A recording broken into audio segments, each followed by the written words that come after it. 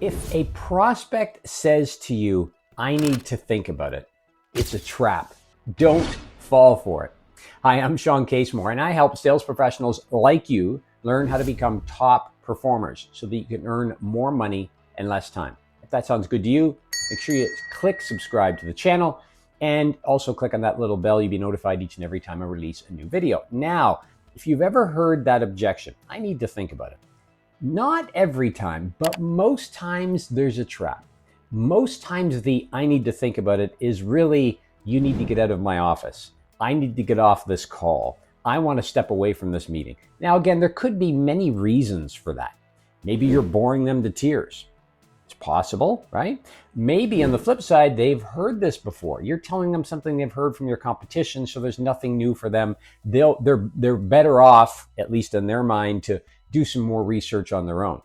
Maybe there's some sort of emergency, some issue that's involved. Who knows what the issue is? But when they say that, it's usually a trap, because what they want you to say is, oh, okay, well, how about, we set a follow-up at some point, or did you want to get back to me, right? They're hoping that you'll turn over the power to them. Here's what I want to suggest you do. When a prospect says, I need to think about it, first off, and you've heard me say this probably before, get excited. Say, that's great. And then say, what would be the next logical step for us to take from here? Okay. Now, again, as you've heard me say in other videos, I want you to take these phrases and make them yours. So I don't want you to change them dramatically, right? Stick with the general theme here. But if you need to adjust language a little bit to fit your comfort zone, that's okay. But what I want you to do, the fundamentals here are to get excited and then really suggest the next step. So in the example I shared, once again, you say, hey, the prospect says to you, better set this up properly. Prospect says to you, I need to think about it. You say, hey, that's great. What would be that next step then that we should take together? Or what would be the next reasonable step for us to take? Or where would you like to move from here? Okay, so you notice I've given you some different examples. The whole goal, the entire goal, as with any objection, which this really is to keep that conversation progressing forward.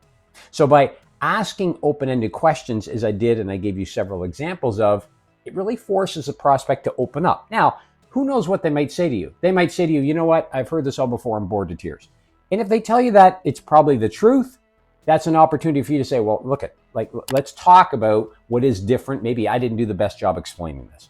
But they would really tell you that if you're lucky, because then you'd know exactly where you stand.